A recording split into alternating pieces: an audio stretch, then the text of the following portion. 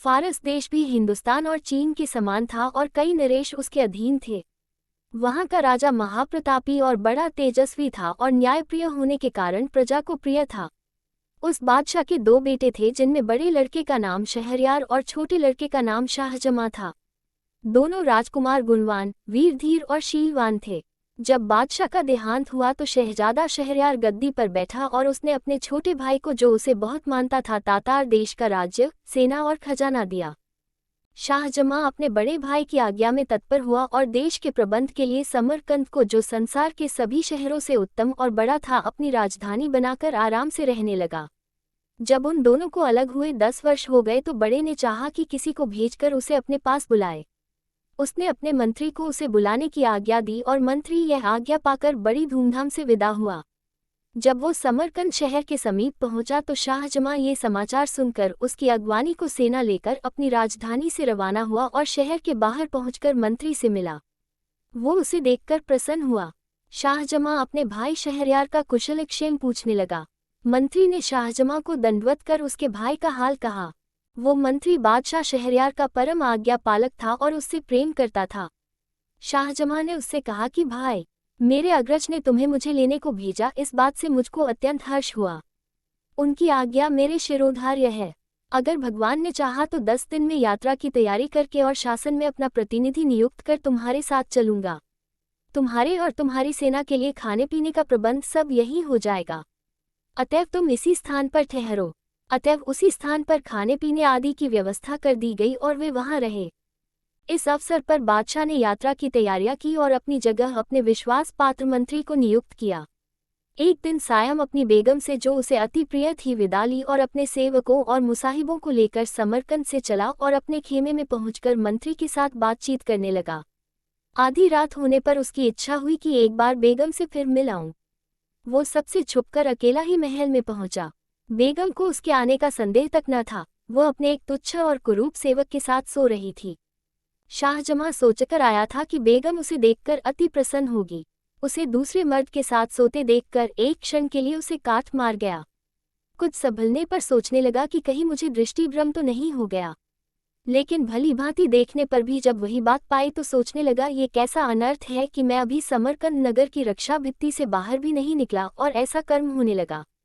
वो क्रोधाग्नि में जलने लगा और उसने तलवार निकालकर ऐसे हाथ मारे कि दोनों के सिर कटकर पलंग के नीचे आ गए। इसके बाद दोनों शवों को पिछवाड़े की खिड़की से नीचे गड्ढे में फेंककर वह अपने खेमे में वापस आ गया।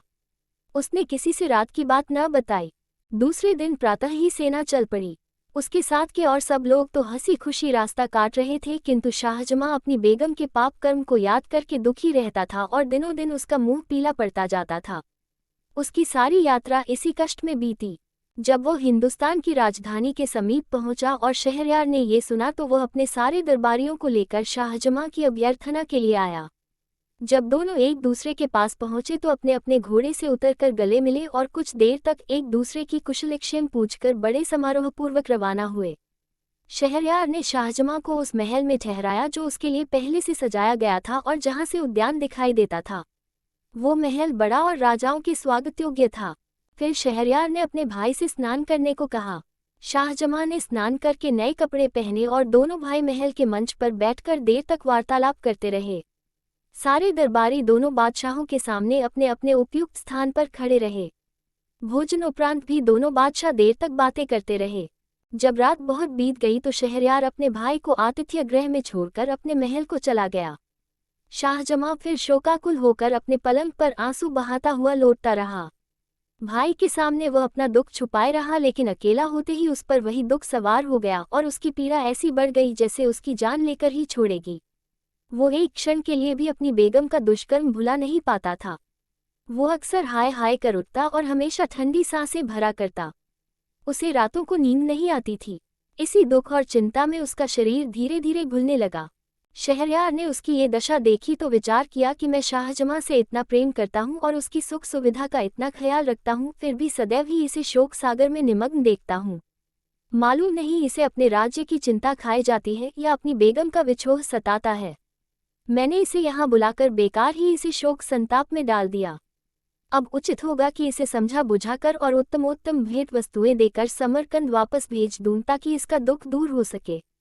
ये सोचकर उसने हिंदुस्तान देश की बहुमूल्य वस्तुएं थालों में लगाकर शाहजमां के पास भेजी और उसका जी बहलाने के लिए तरह तरह के खेल तमाशे करवाए, लेकिन शाहजमां की उदासी कम नहीं हुई बल्कि बढ़ती ही गई।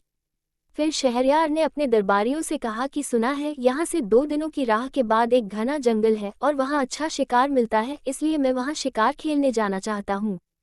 तुम लोग भी तैयार होकर मेरे साथ चलो और शाहजमां से भी चलने को कहो, क्योंकि शिकार में उसका जी लगेगा और उसका चित्त प्रसन्न होगा। शाहजमां ने निवेदन किया कि मेरी तबीयत ठीक नहीं है, इस कारण मुझे शिकार पर जाने से माफ करें। शहरयार ने कहा, अच्छी बात है, अगर तुम्हारा यही रहने को जी चाहता है तो रहो, लेकिन मैं तैयारी कर चुका हूँ, मेरे अपने भृत्यों के साथ शिकार के लिए जाता हूँ। शहरयार के जाने के बाद शाहजमां ने अपने निवास स्थान के द्वार अंदर से बंद कर लिए और एक खिड़की पर जा बैठा। वहां से शाही महल का उद्यान दिखाई देता था। शाहजमां सुवासित पुष्पों और पक्षियों के कलरव से अपना जी बहलाने लगा, लेकिन मकान और बाग की शोभा से जी बहलाने पर भी उसे अपनी पत्नी के दुराचार की कचोट बनी रहती। जब संध्या हुई तो शाहजमां ने देखा कि राजमहल का एक चोर दरवाजा खुला और उसमें से शहरयार की बेगम 20 अन्य स्त्रियों के साथ निकली। वे सब उत्तम वस्त्रों और अलंकारों से शोभित थीं और इस विश्वास के साथ कि सब लोग शिकार पर चले गए हैं, बाग में आ गईं। शाहजमां खिड़की में छुपकर बैठ गया और देखने लगा कि वे क्या करती हैं। दासियों ने उन लबादों को उतार डाला जो पहनकर वे महल से निकली थीं। अब उनकी सूरत स्पष्ट दिखाई देने लगी। शाहजमां को ये देखकर आश्चर्य हुआ कि जिन 20 को उसने स्त्री समझा था उनमें से 10 हबशी मर्द थे। उन 10 ने अपनी अपनी पसंद की दासी का हाथ पकड़ लिया, सिर्फ बेगम बगैर मर्द की रह गई। फिर बेगम ने आवाज दी, मसूद मसूद। इस पर एक हृष्ट-पुष्ट हबशी युवक जो उसकी आज्ञा की प्रतीक्षा में था एक वृक्ष से उतरकर बेगम की ओर दौड़ा और उसका हाथ पकड़ लिया। उन 11 हबशियों ने 10 दासियों और बेगम के साथ क्या किया, उसका वर्णन मैं लज्जावश नहीं कर सकूंगा। इसी भांति वे आधी रात तक बाग में विहार करते रहे। फिर बाग के हौज में नहाकर बेगम और उसके साथ आए 20 मर्द औरतों ने अपने कपड़े पहने और जिस चोर दरवाजे से आए थे उसी से महल में चले गए और मसूद भी बाग की दीवार फांदकर बाहर चला गया। ये कांड देखकर शाहजमां को घोर आश्चर्य हुआ। उसने सोचा कि मैं तो दुखी हूं ही, मेरा बड़ा भाई मुझसे भी अधिक दुखी है। यद्यपि वह अत्यंत शक्तिशाली और वैभवशाली है, तथापि इस दुष्कर्म को रोकने में असमर्थ है। फिर मैं इतना शोक क्यों करूं? जब मुझे मालूम हो गया कि यह नीच कर्म संसार में अक्सर ही होता है तो मैं बेकार ही स्वयं को शोक सागर में डुबोए दे रहा हूँ। ये सोचकर उसने सारी चिंता छोड़ दी और साधारण रूप से रहने लगा। पहले उसकी भूख मिट गई थी, अब वो जाग गई और वह नाना प्रकार के स्वादिष्ट व्यंजन मिंगाकर खाने लगा और संगीत नृत्य आदि का आनंद लेने लगा। जब शहरयार शिकार से लौटा तो शाहजमां ने बड़ी प्रसन्नतापूर्वक उसका स्वागत किया। शहरयार ने उसे शिकार किए हुए बहुत से जानवर दिखाए और कहा कि बड़े खेद की बात है कि तुम शिकार पर नहीं गए, वहां बड़े आनंद की जगह है। शाहजमां बादशाह की हर बात का हंसी खुशी उत्तर देता था। शहरयार ने सोचा था कि वापसी पर भी शाहजमां को दुख और शोक में डूबा पाएगा, लेकिन इसके विपरीत उसे प्रसन्न और संतुष्ट देखकर बोला, ऐ भाई, भगवान को बड़ा धन्यवाद है कि मैंने थोड़ी ही अवधि में तुम्हें प्रसन्न और व्याधिमुक्त देखा। अब मैं तुम्हें सौगंध देकर एक बात पूछता हूँ, तुम वो बात जरूर बताना। शाहजमां ने कहा, जो बात भी आप पूछेंगे मैं अवश्य बताऊंगा। शहरयार ने कहा, जब तुम अपनी राजधानी से यहाँ आए थे तो मैंने तुम्हें शोक सागर में डूबा देखा था। मैंने तुम्हारा चित्त प्रसन्न करने के लिए अनेक उपाय किए, भांति भांति के खेल तमाशे करवाए, किंतु तुम्हारी दशा जैसी की तैसी रही। मैंने बहुत सोचा कि इस दुख का कारण क्या हो सकता है, किंतु इसके सिवा कोई कारण समझ में नहीं आया कि तुम्हें अपनी बेगम के विछोह का दुख है और राज्य प्रबंध की चिंता है। किंतु अब क्या बात हुई जिससे तुम्हारा दुख और चिंता दूर हो गई?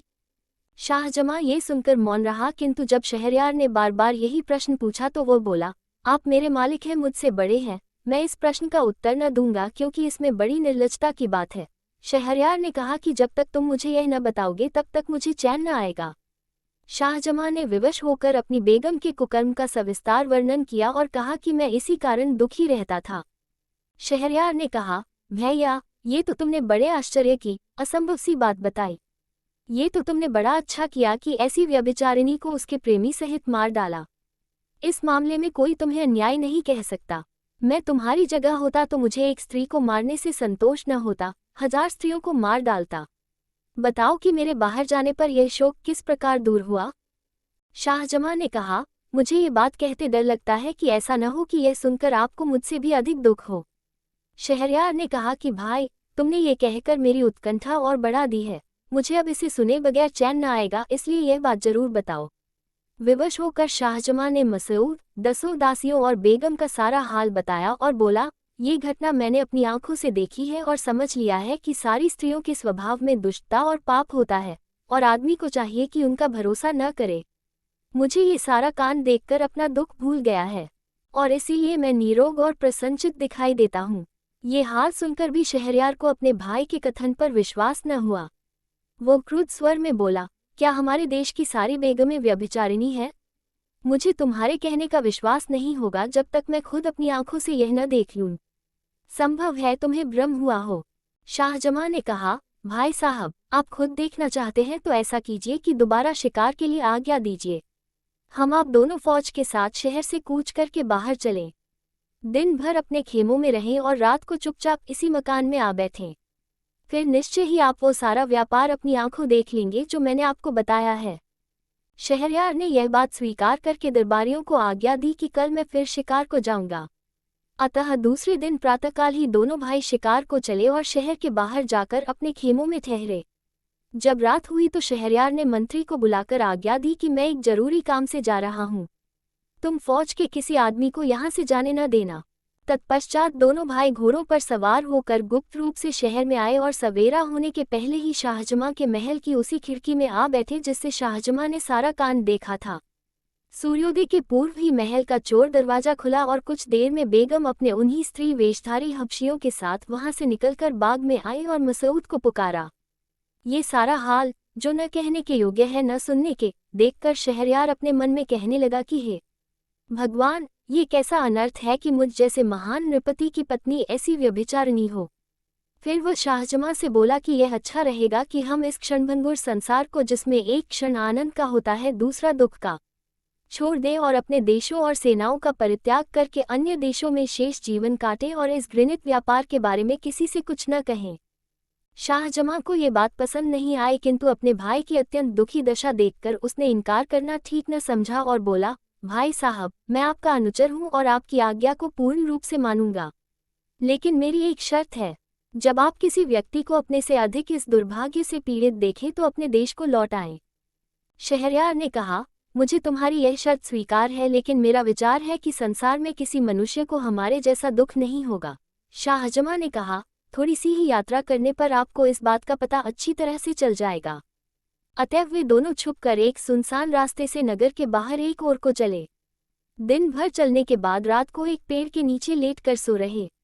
दूसरे दिन प्रातःकाल वे वहां से भी आगे चले और चलते चलते एक मनोरम वाटिका में पहुंचे जो एक नदी के तट पर बनी हुई थी।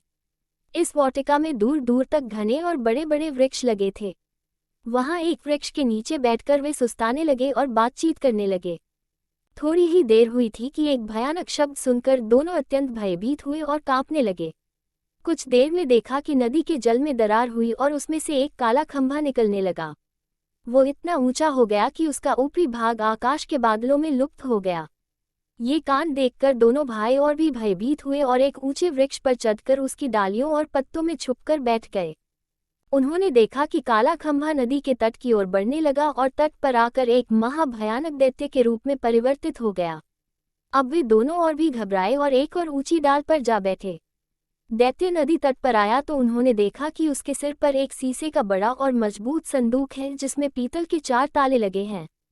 दैत्य ने नदी तट पर आकर सिर से संदूक उतारा और उसी वृक्ष के नीचे रख दिया जहां दोनों भाई छुपे थे। फिर उसने कमर से लटकती हुई 4 चाबियों से संदूक के चारों ताले एक एक करके खोले। संदूक खोला तो उसमें से एक अति सुंदर स्त्री निकली जो उत्तमोत्तम वस्त्राभूषणों से अलंकृत थी। दैत्य ने स्त्री को प्रेम दृष्टि से देखा और कहा, प्रिय, तू सुंदरता में अनुपम है। बहुत दिन हो गए जब मैं तुझे तेरे विवाह की रात को उड़ा लाया था। इस सारे काल में तू बड़ी निष्कलंक और मेरे प्रति वफादार रही है। मुझे इस समय बड़ी नींद आ रही है, इसलिए तेरे निकट सोना चाहता हूँ। ये कहकर वो महाभयानक आकृति वाला दैत्य उस स्त्री की जंघा पर सिर रख कर सो रहा। उसका शरीर इतना विशाल था कि उसके पांव नदी के जल को छू रहे थे। सोते समय उसकी सांस का स्वर ऐसा हो रहा था जैसे बादल गरज रहे हों। सारा वातावरण उस ध्वनि से कंपायमान हो रहा था।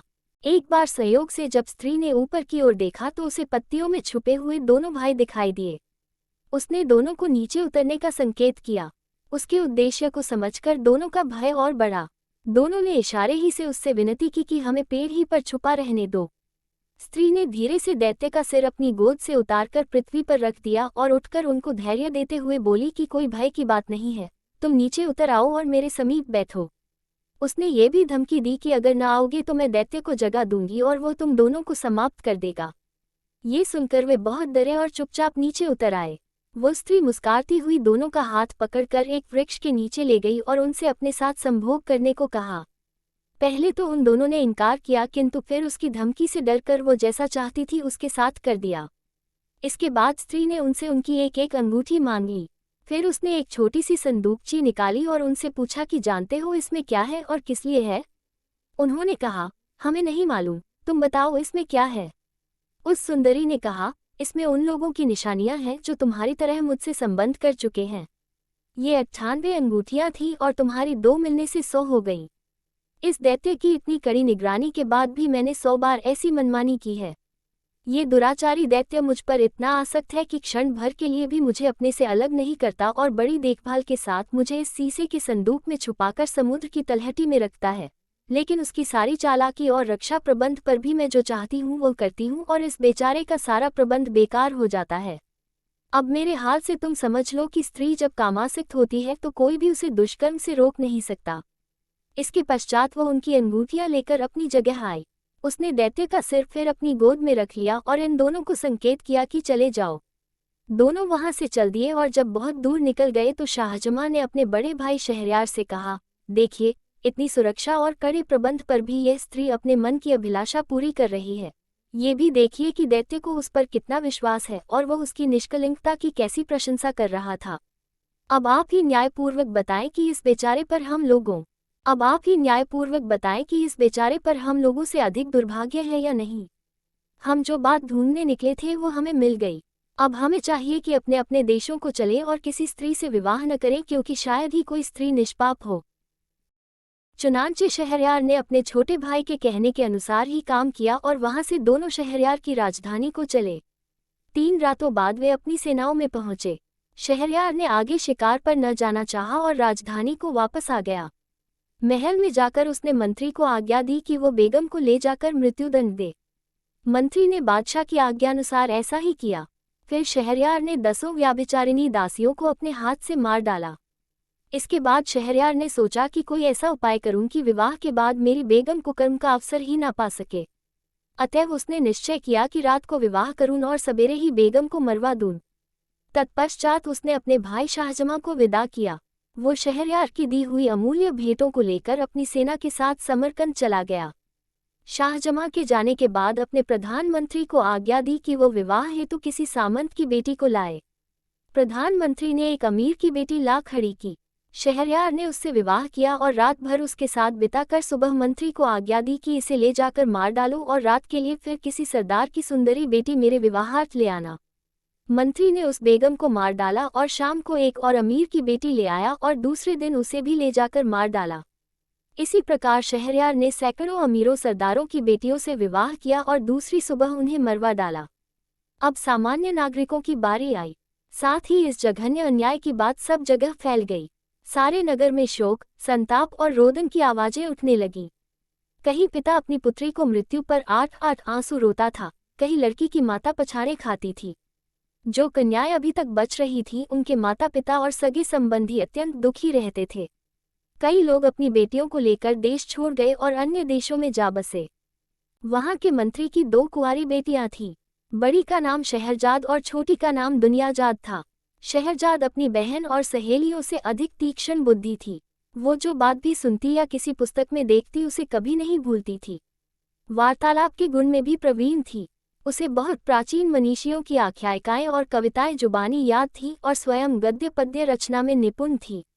इन सारे गुणों के अतिरिक्त उसमें अद्वितीय सौंदर्य भी था। एक दिन उसने पिता से कहा कि मैं आपसे कुछ कहना चाहती हूँ, लेकिन आपको मेरी बात माननी होगी। मंत्री ने कहा, यदि तेरी बात मानने योग्य होगी तो मैं अवश्य मानूंगा। शहरजाद ने कहा कि मेरा निश्चय है कि मैं बादशाह को इस अन्याय से रोकूं जो वह कर रहा है, और जो कन्याएं अभी बची हैं उनके माता पिता को चिंतामुक्त कर दूं। मंत्री ने कहा, बेटी, तुम ये हत्याकांड किस प्रकार रोक सकती हो? तुम्हारे पास कौन सा उपाय ऐसा हो सकता है जिससे यह अन्याय बंद हो? शहरजाद बोली, यह आपके हाथ में है।